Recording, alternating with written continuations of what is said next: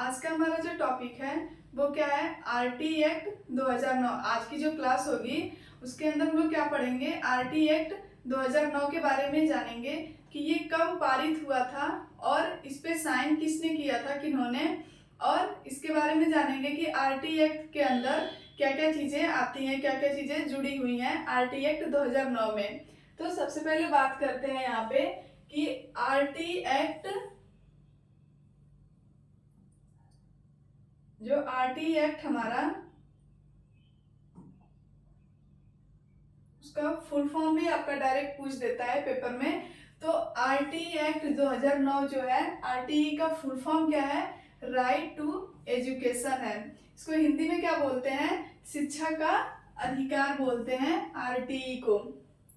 और ये देखिए 86 अमेंडमेंट, 86 संशोधन कब कब ये लागू हुआ था, तो ये 2002 में 86 अमेंडमेंट आया था 2002 में। और इसके बाद देखिए यहाँ पे जो क्लास 1 से लेके 8 तक के बच्चे के लिए, और जो उनकी एज कितनी होगी, तो उनकी एज 6 से 14 वर्ष होती है, उन बच्चों का ये मूल अधिकार है। क्या है, आरटी एक्ट 2009। और ये मूल अधिकार जो है आपका, इसके अंदर संविधान पार्ट 21A रखा गया है। इसको किस में रखा गया था, मूल अधिकार को, तो पार्ट 21A के अंदर इसको रखा गया था मूल अधिकार को। इस एक्ट में जो ये पार्ट 21A है, ए मतलब क्या है, यहाँ पे एक्ट होगा, तो पार्ट 21 एक्ट जो है उसके अंदर कितने चैप्टर आए थे, तो बात करते हैं ये 7 चैप्टर इसमें आए थे। और सेक्शन की बात करें तो 38 सेक्शन आए थे, इसमें पार्ट 21A में, संविधान के पार्ट 21A में 7 चैप्टर और 38 सेक्शन आए थे। उसके बाद देखिए यहाँ पे जो नेक्स्ट है हमारा पॉइंट, वो क्या है, आरटी एक्ट 2009 का जो हिस्टोरिकल बैकग्राउंड है उसके बारे में जानेंगे। ये भी आपका इम्पोर्टेंट है। तो हिस्टोरिकल जो बैकग्राउंड है आरटी एक्ट का, वो क्या है, देखिए यहाँ पे भारत की संसद में इसे कब पारित किया गया था, आरटी एक्ट 2009 को, तो 4 अगस्त 2009 को पारित किया गया था। समझ में आया, ये आपका कब पारित हुआ था, 4 अगस्त 2009 को। डायरेक्ट क्वेश्चन पूछ देगा कि आरटी एक्ट कब पारित हुआ था, तो 4 अगस्त 2009 को पारित हुआ था ये। उसके बाद देखिए यहाँ पे प्रेसिडेंट ने इस पर 26 अगस्त 2009 को साइन किया था, किस पे, आरटी एक्ट जो 2009 लागू हुआ था, किसने, किन्होंने साइन किया था। डायरेक्ट क्वेश्चन आपका पूछ सकता है कि आरटी एक्ट 2009 पे 9 को किसने साइन किया था, तो ये हमारे जो प्रेसिडेंट है उन्होंने साइन किया था। और कब किया था ये भी पूछ सकता है आपका, तो 26 अगस्त 2009 को। उसके बाद देखिए यहाँ पे जो नेक्स्ट पॉइंट है आपका, ये पूरे देश में आरटी एक्ट जो पूरे देश के जो विद्यालय हैं उसमें ये कब लागू हुआ था, तो 1 अप्रैल 2010 को लागू हुआ था पूरे देश के विद्यालय में आरटी एक्ट। और ये कहाँ, जम्मू कश्मीर को छोड़ करके पूरे देश के जो विद्यालय हैं वहां पे लागू हुआ था, जो विद्यालय है पूरे देश के, 1 अप्रैल 2010 को। डायरेक्ट क्वेश्चन पूछ देगा आपका कि आरटी एक्ट 2009 में ये कब पूरे देश में लागू हो गया था, तो 1 अप्रैल 2010 को। और किसको छोड़ करके, तो जम्मू कश्मीर को छोड़ करके। यहाँ तक समझ में आया आप लोगों को, शायद क्लियर होगा आप लोगों का ये कॉन्सेप्ट। उसके बाद देखिए नेक्स्ट जो आपका पॉइंट है, भारत का ये कौन सा देश बना है, कितना, तो 135वां देश बना, ठीक है। ये स्क्रीनशॉट भी ले लीजिए, अगर जहाँ नहीं समझ में आए कमेंट बॉक्स में आप कमेंट करके बता सकते हो। और ये सारे पॉइंट इंपॉर्टेंट है आपके, ये जो जो पॉइंट है आपके, ये सारे पॉइंट वेरी वेरी इंपॉर्टेंट है। ये डायरेक्ट एक क्वेश्चन, 1 नंबर में ये क्वेश्चन आपका पूछ सकता है कि भारत की जो संसद में इसे आरटी एक्ट को कब लागू किया गया था, तो 4 अगस्त 2009 को। और इस पर साइन कब किया गया था, 26 अगस्त 2009 को साइन किया गया था। और ये पूरे देश के विद्यालय में कब लागू हो गया था आरटी एक्ट, तो 1 अप्रैल 2010 को लागू हो गया था। और किसको छोड़ करके, तो जम्मू कश्मीर को छोड़ करके, ठीक है। उसके बाद ये कौन सा देश बना है, तो 135वां देश बना है।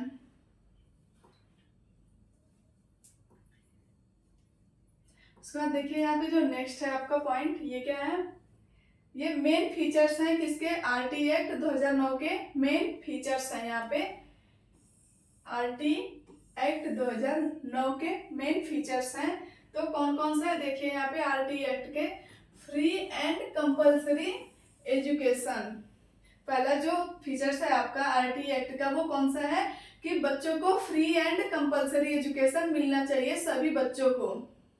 उसके बाद नेक्स्ट देखिए नॉन डिटेंशन पॉलिसी, ये क्या है, इसको हिंदी में क्या बोलते हैं, शून्य अवरोधन नीति बोलते हैं। कहीं भी अगर हिंदी में भी दे दे आपका शून्य अवरोधन नीति तो आप कंफ्यूज मत होइएगा, उसको क्या बोलते हैं, नॉन डिटेंशन पॉलिसी को ही आप क्या बोलते हैं, शून्य अवरोधन नीति बोलते हैं।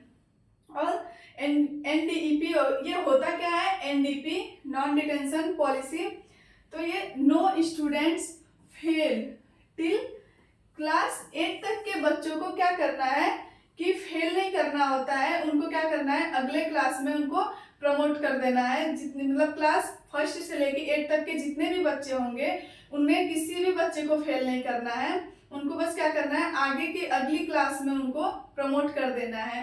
ये किसके अंदर है, तो आरटी एक्ट 2009 के एक्ट में है ये कि किसी भी बच्चे को फेल नहीं करना है। ये क्या होता है आपका नॉन डिटेंशन पॉलिसी होता है। उसके बाद देखिए नेक्स्ट ऑल राउंड डेवलपमेंट, सर्वांगीण विकास से क्या होगा कि सभी बच्चों का सर्वांगीण विकास होगा। ये भी किसके फीचर्स हैं, तो आरटी एक्ट 2009 के जो फीचर्स हैं कि फ्री एंड कंपल्सरी एजुकेशन से क्या होगा कि सभी बच्चों का सर्वांगीण विकास होगा। और नेक्स्ट देखिए यहाँ पे क्या है, रिजर्वेशन, ये क्या है, ईडब्ल्यूएस जो हमारा सीट होता है, इकोनॉमिकल वीक, क्या होता है, इकोनॉमिकल वीक सीट होता है। ये 25% की छूट होती है उन बच्चों को जो क्या होता है, प्राइवेट स्कूल में जो बच्चा अपना एडमिशन लेता है तो उसमें जो इकोनॉमिकल वीक होगा, जो बच्चा इकोनॉमिकल वीक, उसको कितना 25% की छूट मिलती है उन बच्चों को। ये भी आपका किसके अंदर आएगा, तो आरटी एक्ट के अंदर ही ये सारी चीजें जुड़ी हुई हैं। ये मेन फीचर्स हैं ये सारे आपके आरटी एक्ट 2009 के। इसको भी आप स्क्रीनशॉट ले सकते हो या कॉपी में भी आप नोट डाउन कर सकते हो। ये सारे पॉइंट आपके इम्पोर्टेंट हैं। और ये जो जीरो ब्लॉकिंग है ये आप कमेंट करके बताइएगा कि जीरो ब्लॉकिंग होता क्या है। और अगर कहीं भी कोई भी प्रॉब्लम आ रही है आपको तो आप कमेंट बॉक्स में कमेंट करके बता सकते हो।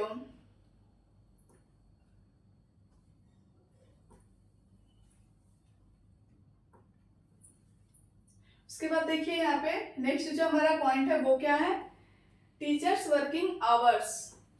यहाँ पे टीचर्स वर्किंग आवर्स की बात करेंगे कि प्राइमरी स्कूल के जो टीचर्स होते हैं और अपर प्राइमरी स्कूल के जो टीचर होते हैं उनका जो वर्किंग आवर्स होता है वो कितना होता है।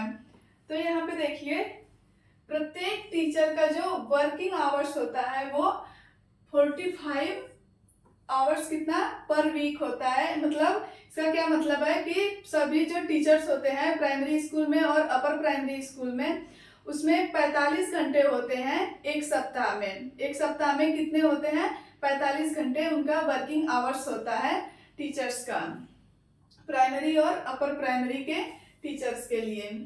और 7.5 घंटा होता है। और एक दिन की अगर बात की जाए तो 7.5 घंटा होता है प्राइमरी स्कूल के टीचर के लिए और अपर प्राइमरी स्कूल के टीचर्स के लिए कितना 7.5 घंटे होते हैं। और पूरे वीक की बात की जाए तो 45 घंटे होते हैं। ये आपका डायरेक्ट पूछ सकता है कि एक सप्ताह में जो टीचर्स होते हैं प्राइमरी और अपर प्राइमरी के जो टीचर्स होते हैं उनका वर्किंग आवर्स कितना होता है, तो 45 घंटे होते हैं।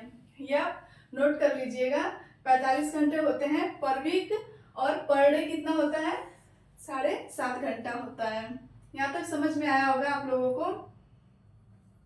उसके बाद देखिए यहाँ पे मिनिमम वर्किंग डेज जो होती है आपकी वो कितनी होती है टीचर्स की, तो 200 दिन होते हैं किसके, प्राइमरी स्कूल के जो टीचर्स होते हैं उनका जो वर्किंग डेज होता है। यहाँ पे वर्किंग डेज की अब बात करेंगे तो वर्किंग डेज जो होता है प्राइमरी स्कूल के टीचर्स की वो 200 दिन होता है।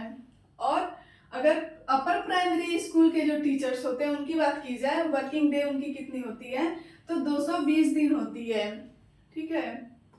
और यहाँ पे प्राइमरी स्कूल के जो टीचर्स होते हैं उनको पर ईयर की अगर बात की जाए, यहाँ पे क्या हुआ था देखिए, यहाँ पे पर वीक की बात की गई थी, ये कितनी होती है 45 घंटे, और पर डे की बात की गई है तो वो 7.5 घंटे होते हैं। और पर ईयर की अगर बात की जाए प्राइमरी स्कूल के टीचर्स की तो वो 800 घंटे होते हैं। कितने? 800 घंटे होते हैं। और अगर अपर प्राइमरी स्कूल के जो टीचर्स होते हैं उनकी बात की जाए पर ईयर की, जो उनका वर्किंग आवर्स होता है वो कितना होता है 1000 घंटे होते हैं। ये सारे पॉइंट इंपॉर्टेंट है आपके, नोट कर लीजिएगा कि अगर पर वीक की बात की जाए तो वो 45 घंटे होते हैं, और अगर एक दिन की बात की जाए तो कितने होते हैं 7.5 घंटे होते हैं। और प्राइमरी स्कूल के जो टीचर्स होते हैं एक साल की बात की जाए पर ईयर की तो वो 800 घंटे होते हैं प्राइमरी स्कूल के टीचर के लिए, और 1000 घंटे होते हैं अपर प्राइमरी स्कूल के टीचर्स के लिए। ये वर्किंग आवर्स की बात की जा रही है। और वर्किंग डेज की बात की जाएगी तो कंफ्यूज मत होइएगा, 200 दिन होते हैं प्राइमरी स्कूल के टीचर्स के लिए और 220 दिन होते हैं अपर प्राइमरी स्कूल के टीचर्स के लिए। ये सारे पॉइंट आपके इम्पोर्टेंट हैं, नोट कर लीजिए या स्क्रीनशॉट भी ले सकते हो। अगर कोई भी प्रॉब्लम हो जहां ना समझ में आए आप उसमें कमेंट बॉक्स में कमेंट करके बता सकते हो। कहीं भी आपको कोई भी प्रॉब्लम हो किसी चीज से रिलेटेड तो आप कमेंट करके बता दीजिएगा कमेंट बॉक्स में।